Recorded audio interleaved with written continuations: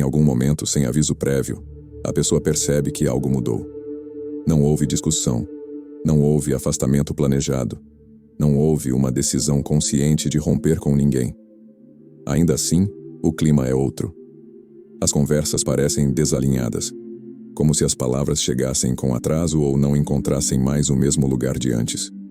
O riso vem mais curto. As respostas soam defensivas, às vezes irônicas, às vezes frias demais para serem apenas coincidência. E isso confunde, porque afinal nada de concreto aconteceu. A vida seguiu, o caminho externo continuou o mesmo, mas internamente algo entrou em transformação silenciosa. É nesse ponto que surge uma sensação difícil de explicar, quase como um despertar desconfortável. A pessoa ainda está presente, ainda participa, ainda aparece, mas já não sente o mesmo pertencimento.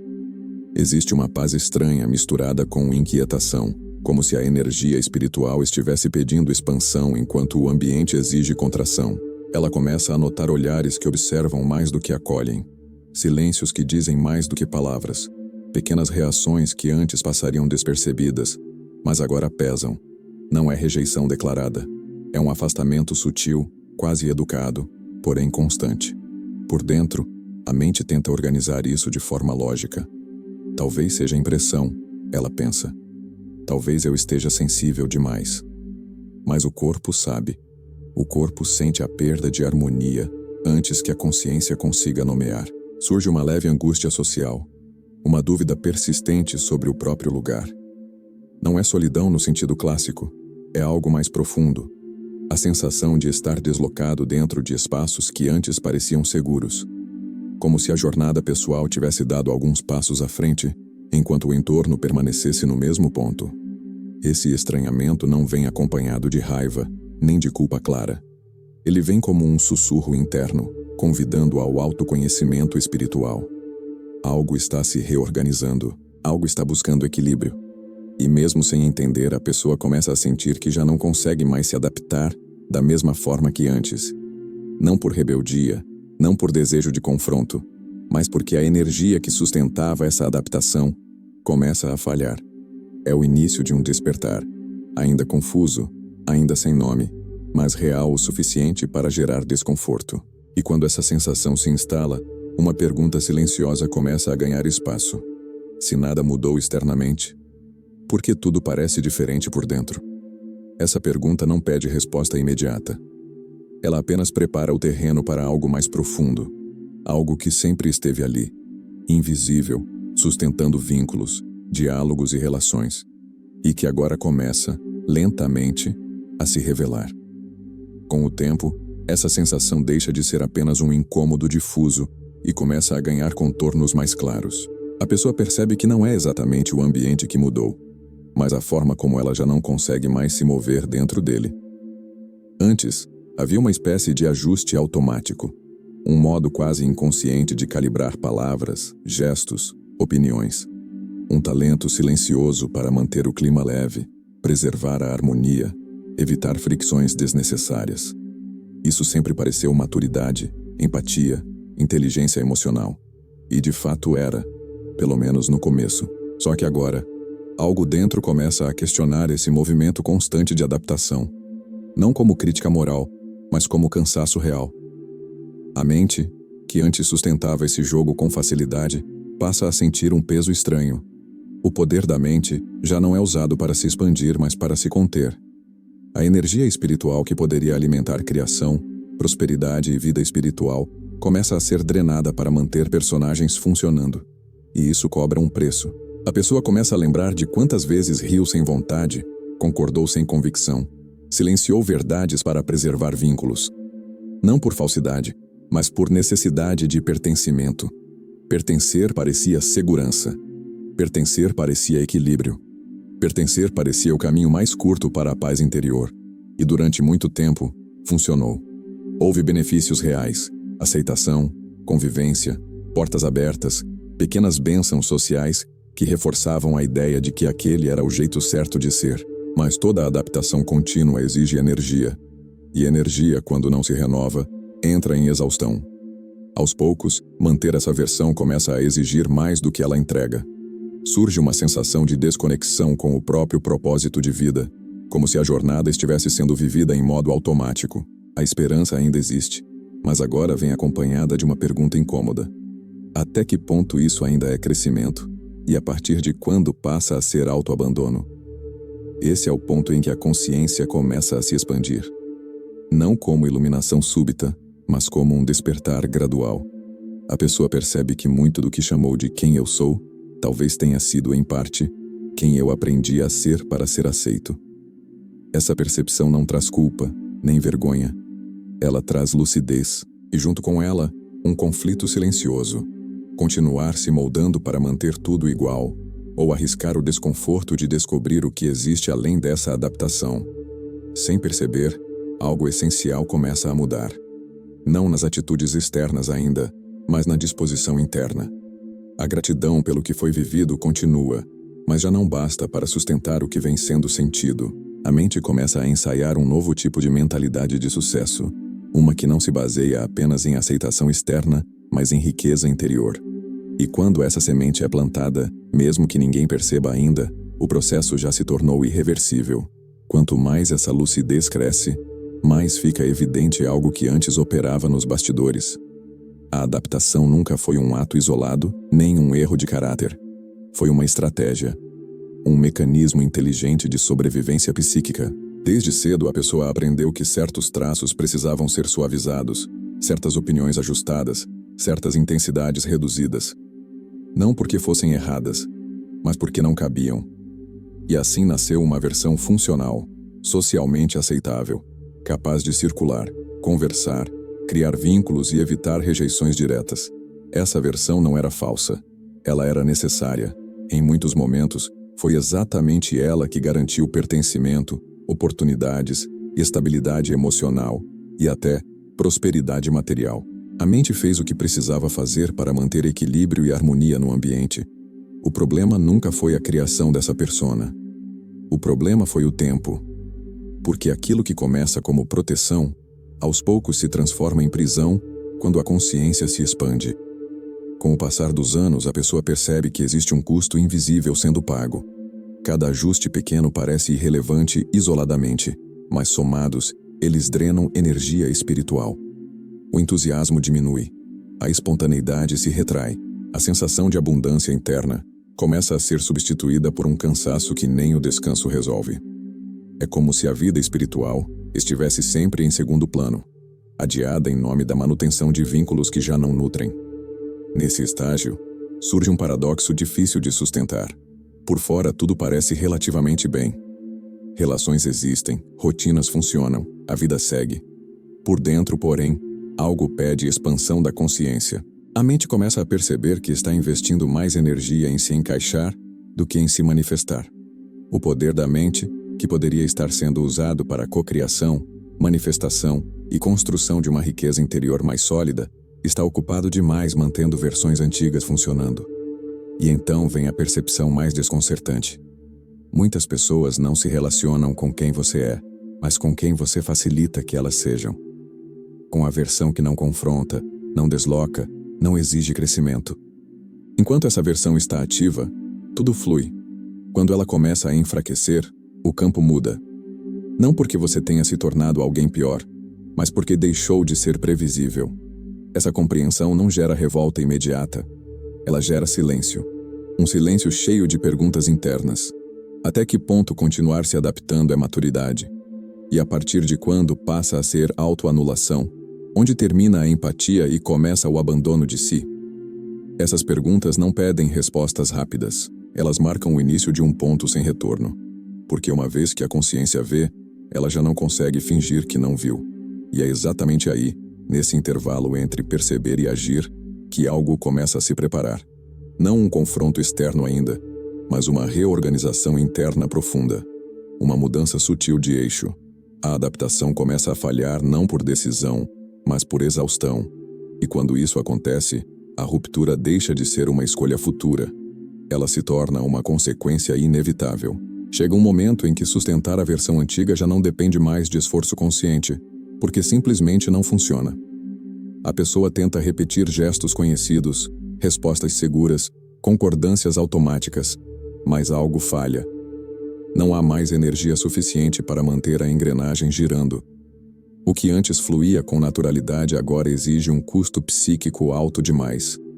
E não é rebeldia, não é vaidade, é exaustão. Essa ruptura não acontece com barulho.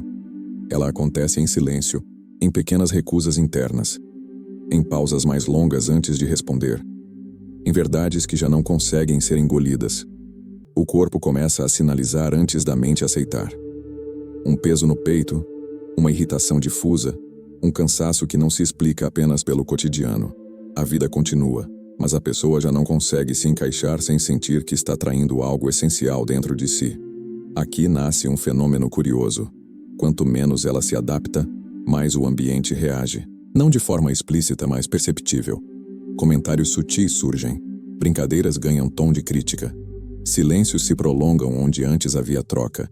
A pessoa começa a sentir que está sendo avaliada, medida, comparada à versão anterior. E sem perceber, surge a rejeição. Não aberta, não declarada, mas constante. O ponto central é este. As pessoas não estão reagindo a quem você se tornou. Elas estão reagindo à ausência de quem você costumava ser para elas. A versão disponível, maleável, previsível. Quando essa persona cai, mesmo que parcialmente, o campo se reorganiza. Relações baseadas em acomodação começam a falhar. Não porque você mudou demais, mas porque deixou de facilitar. Esse é o núcleo da individuação. Um processo interno em que a consciência deixa de ser guiada pela projeção coletiva e começa a responder ao próprio eixo. Não há glamour nisso. Não há sensação imediata de iluminação. Há dúvida. Há solidão momentânea. Há uma sensação estranha de liberdade misturada com perda. Porque algo se ganha, mas algo também fica para trás. A mente tenta negociar. Talvez eu esteja exagerando. Talvez eu devesse voltar a ser como antes. Mas essa tentativa soa vazia, porque a consciência já se expandiu, e aquilo que foi visto não pode ser desvisto. O poder da mente agora não está mais em se moldar, mas em sustentar a própria integridade. Surge uma nova forma de fé, não religiosa, mas interna. Uma confiança silenciosa de que reduzir-se novamente custaria caro demais. E quanto mais essa ruptura se estabiliza, mais claro fica um padrão inevitável. Algumas conexões só existiam enquanto você permanecia fragmentado. Quando começa a se tornar inteiro, o sistema reage. Não por maldade consciente, mas porque sistemas tendem a rejeitar aquilo que não conseguem mais controlar. E é exatamente nesse ponto que a rejeição deixa de ser um ataque pessoal e começa a se revelar como um sinal. Um sinal de que algo profundo está sendo reorganizado. Algo que ainda não pede explicação externa, mas exige uma justificação interna sólida. Porque a verdadeira pergunta que começa a emergir agora não é mais sobre aceitação, é sobre inteireza. Depois que a ruptura acontece, algo curioso começa a se acomodar por dentro. Não é alívio imediato, nem paz plena. É mais sutil. É como se a mente parasse de lutar contra o que já é fato. A rejeição deixa de ser interpretada como falha pessoal e começa a ser vista como consequência estrutural. Nem toda perda indica erro. Nem todo afastamento significa que algo foi feito errado. Às vezes, significa apenas que a frequência mudou. Nesse estágio, a pessoa começa a entender que muitas relações eram sustentadas por concessões invisíveis, pequenos autoajustes que mantinham o sistema funcionando. Quando esses ajustes cessam, o sistema reage, não por crueldade consciente, mas por autopreservação. Sistemas resistem ao que não conseguem mais prever. E alguém que para de se adaptar se torna, inevitavelmente, menos manipulável. Essa compreensão traz um tipo diferente de paz interior. Não aquela eufórica, mas uma calma lúcida. Uma aceitação serena de que a vida espiritual também envolve perdas necessárias. A consciência se expande, e com ela vem a clareza de que pertencimento não pode exigir fragmentação. Não pode custar integridade. Não pode exigir que alguém diminua a própria energia espiritual para caber em estruturas que já não acompanham seu crescimento. A mente, agora mais alinhada, começa a reorganizar seus valores. O que antes era prioridade, aceitação, harmonia externa, validação, perde força. Em seu lugar surge algo mais estável. Coerência interna.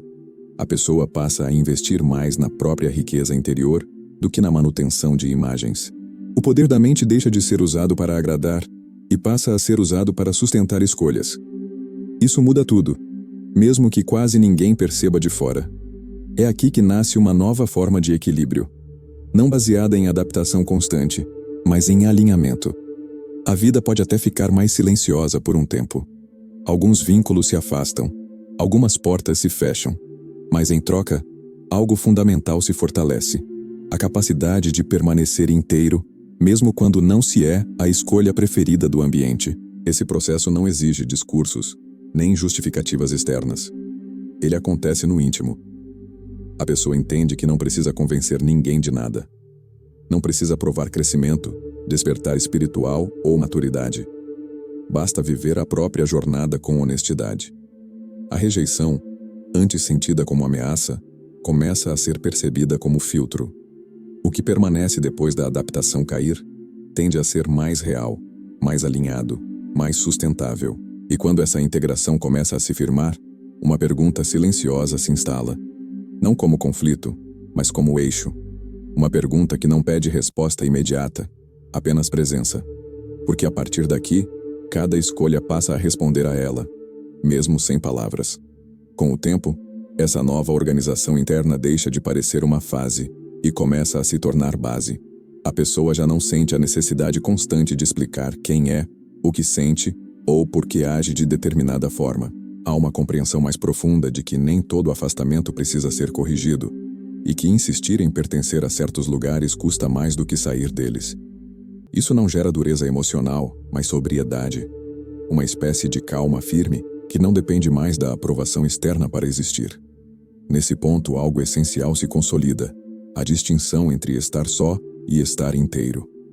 A solidão que antes assustava começa a revelar outro significado. Ela deixa de ser ausência e passa a ser espaço.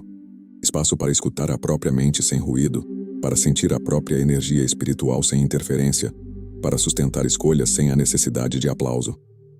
A vida segue, mas agora com menos dispersão e mais alinhamento. A rejeição, vista de longe, perde o peso dramático que um dia teve. Ela passa a ser entendida como um ajuste natural entre frequências diferentes. Nem todos caminham no mesmo ritmo. Nem todos acompanham o mesmo nível de expansão da consciência. E isso não exige julgamento. Exige apenas honestidade. Quando alguém para de se adaptar, o que se rompe não é o vínculo verdadeiro, mas a dependência silenciosa que sustentava certas relações. Há também um ganho invisível que só se revela com o tempo: a confiança interna.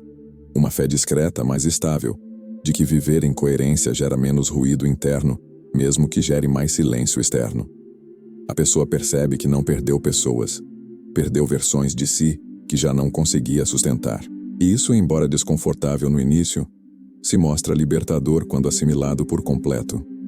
Nesse estágio, não há necessidade de se posicionar contra ninguém. Não há discurso de superioridade, nem narrativa de vítima. Há apenas clareza. Clareza de que se adaptar o tempo todo é uma forma lenta de desaparecer, e de que existir plenamente exige, às vezes, o risco de não ser escolhido. O equilíbrio agora não vem de agradar, mas de respeitar os próprios limites. A harmonia deixa de ser externa e passa a ser interna. E assim, quase sem perceber, a pessoa chega a um ponto onde já não busca mais pertencer a qualquer custo. O foco muda. A prioridade se desloca. O que antes era medo de rejeição se transforma em respeito por si. E é nesse silêncio organizado, nessa maturidade sem espetáculo, que uma pergunta se estabelece como o eixo da própria vida. Não para ser respondida em voz alta, mas para orientar cada passo daqui em diante. Você quer pertencer ou quer ser inteiro? Depois que essa pergunta se instala, algo muda de forma definitiva na forma como a pessoa se move pelo mundo. Não há anúncio, não há declaração interna grandiosa. Há apenas uma mudança de eixo. As escolhas passam a ser filtradas por um critério mais simples e, ao mesmo tempo, mais exigente. Isso me mantém inteiro ou me fragmenta novamente? A resposta nem sempre é confortável, mas passa a ser clara, e essa clareza traz um tipo raro de tranquilidade, mesmo quando vem acompanhada de perdas. Nesse estágio, a pessoa já não tenta mais corrigir a percepção que os outros têm dela. Não porque deixou de se importar, mas porque entendeu o limite do controle. Cada tentativa de voltar a caber em expectativas antigas exige um preço interno alto demais. A consciência, agora mais integrada, reconhece esse custo antes mesmo de agir. O corpo sinaliza, a mente percebe, e o recuo acontece naturalmente, sem drama, sem confronto. Há também um deslocamento sutil na forma de se relacionar. A pessoa passa a tolerar menos jogos implícitos, menos acordos silenciosos, menos vínculos baseados em adaptação unilateral, não por rigidez, mas por honestidade. A energia espiritual, antes dispersa em manutenção de personagens, começa a ser reinvestida em presença, em escuta real, em escolhas que não exigem encenação. Isso reduz o número de conexões, mas aumenta a qualidade das que permanecem. O curioso é que, à medida que essa integração se aprofunda, a rejeição externa perde a capacidade de ferir como antes. Ela ainda existe, mas já não define, já não organiza a identidade, já não dita o valor pessoal. A pessoa entende que não é possível ser inteiro e confortável para todos ao mesmo tempo, e que tentar fazer isso é, no fundo, uma forma sofisticada de autoabandono. Surge então um tipo diferente de maturidade, menos expansiva, mais enraizada, menos preocupada em convencer, mais comprometida em sustentar. A vida segue com seus desafios, mas agora há coerência. Há alinhamento. Há uma sensação de caminhar em acordo consigo, mesmo quando o entorno não acompanha. Isso não garante felicidade constante, mas oferece algo mais sólido: integridade. E quanto mais essa integridade se firma, mais evidente fica uma verdade simples e desconfortável. Algumas portas só se mantêm abertas enquanto você se diminui para atravessá-las. Quando você cresce, elas não fecham por castigo, simplesmente deixam de servir. Reconhecer isso não endurece o coração. Pelo contrário, libera espaço, libera energia, libera movimento. Esse é o ponto em que a rejeição deixa de ser um evento externo e se torna apenas um dado da realidade, algo que não precisa mais ser combatido nem interpretado excessivamente, porque no fundo, a pessoa já entendeu o essencial. Falta apenas um último ajuste interno, um fechamento silencioso que não pede resposta imediata, apenas presença plena no próprio caminho. Esse último ajuste não acontece como uma decisão dramática, mas como um assentamento. A pessoa já não reage à rejeição tentando corrigi-la, explicá-la ou revertê-la. Ela simplesmente a reconhece como parte do processo de se tornar inteiro. Há uma diferença fundamental entre ser rejeitado por quem você é e ser rejeitado porque deixou de sustentar uma versão conveniente. Quando essa distinção se torna clara, algo se resolve por dentro. A necessidade de aprovação perde força porque já não ocupa o centro da identidade. O valor pessoal deixa de ser negociável, não no sentido rígido, mas no sentido estável. A pessoa entende que não precisa ser compreendida por todos para estar em paz consigo. E essa paz não é eufórica. É silenciosa, firme, quase imperceptível, mas constante. Ela não depende do ambiente. Ela se sustenta internamente. Nesse ponto, as relações que permanecem tendem a mudar de qualidade. Menos baseadas em expectativa, mais baseadas em presença real. Menos sustentadas por adaptação automática, mais por escolha consciente. Não são muitas, mas são verdadeiras. E isso basta. O excesso de vínculos que exigiam desempenho começa a parecer ruído distante. Algo que um dia foi necessário, mas que agora não encontra mais espaço. A pessoa passa a se mover com mais lentidão e mais precisão. Não entra em todos os espaços. Não responde a todos os chamados. Não tenta mais caber em todas as narrativas. Há um respeito novo pelo próprio limite, uma compreensão clara de que se adaptar continuamente é uma forma elegante de se perder e de que preservar a integridade exige, às vezes, o desconforto de não ser escolhido. Esse entendimento não gera isolamento emocional, gera seletividade, gera alinhamento, gera um tipo de maturidade que não precisa ser exibida. A rejeição, quando ocorre, já não desorganiza, ela apenas confirma algo que já foi integrado. Nem todo lugar é destino, nem toda relação é caminho. Algumas experiências existem apenas para revelar onde você não pode mais permanecer, sendo quem se tornou. E assim, sem necessidade de confronto, sem necessidade de validação externa, a pessoa segue. Não tentando provar nada, não tentando ensinar ninguém, apenas vivendo com coerência. O pertencimento deixa de ser prioridade. A inteireza assume esse lugar. E quando isso acontece, mesmo que o mundo não aplauda, algo fundamental se mantém intacto. Porque no fim, não é sobre ser aceito. É sobre não precisar mais se trair para ser tolerado. E quando esse ponto é alcançado, não há mais retorno, apenas continuidade.